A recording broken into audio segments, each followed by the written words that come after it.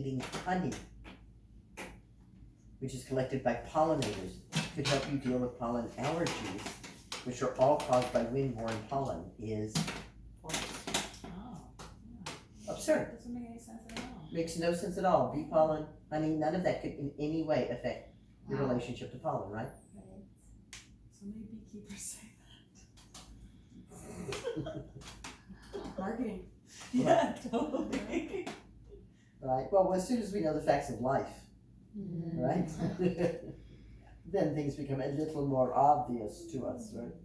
So, do you recognize ragweed? You probably picked a lot of it while you were here. You have a ragweed in your house? I love it. It has a wonderful botanical name, Ambrosia artemisifolia. It's not flowering now, but when it flowers, it has. It's very showy. No, it's not showy No, at it's all. not showy? No, I it's must been be pollinated. I must be confusing it. No, Right, I thought this it had is a a- big puffy kind of thing on it, no? No, it has That's green flowers. goldenrod then. Yes, It's it's goldenrod. You're thinking of goldenrod. Goldenrod gets the rat. Yeah. But if you sit by goldenrod in the fall, Mm-hmm. what will you see? Every insect in the world crawling all over it because it's Yeah. one of the last nectar plants. Oh, okay.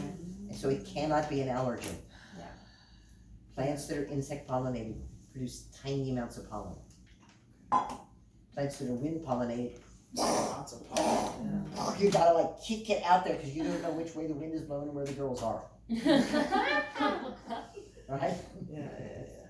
So, and when you all take people out for a walk, show them the ragweed, and you want it when it is flowering.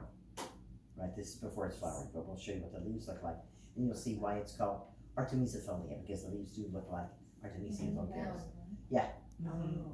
It's a little hard to see when it's lit, but it'll be easier to see. There. And of course, you could also tincture the things I said I wanted us to tincture: Garrett and motherwort, right, and St. John's wort.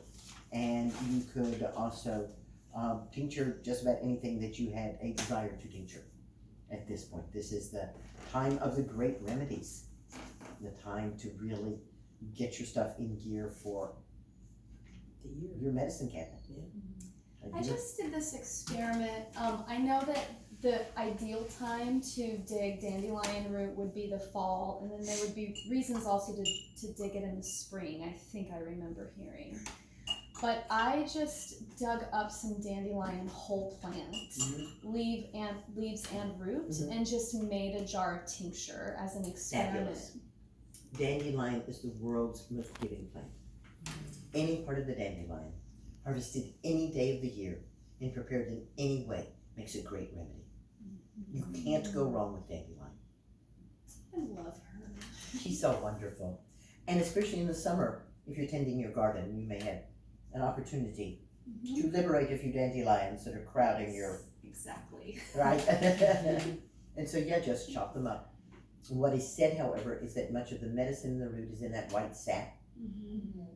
So don't cut the top off the root until you're ready to actually make your remedy. Right, mix nice vinegar. And sometimes what I do is when I'm ready, I'll have my vinegar in a jar and my vodka in a jar, and I'll tincture the roots and vinegar the leaves. Nice. Yeah. Okay. Because the roots are a little bitter in the vinegar, and it's really good medicine, and the leaves dilute the medicine just a little bit. Okay. But what you've done is perfectly fine. And what you're talking about is generally true. Right, during the growing season, the root is feeding the leaves. And so the root is not storing stuff, it's just feeding up to the leaves, and especially when the plants are flowering, the root is really feeding the leaves. And then once we get past summer solstice and past flowering and seeding, now the leaves are feeding the roots.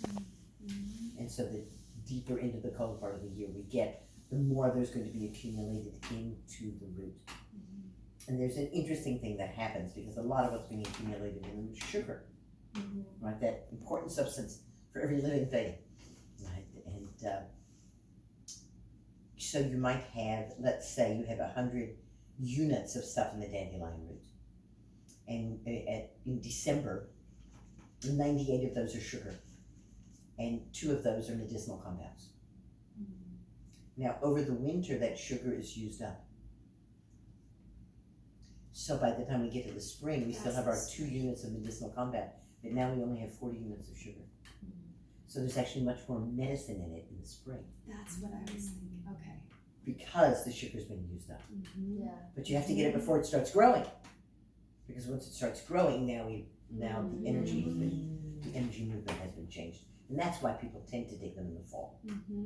Because it's hard to get in there soon enough in the spring.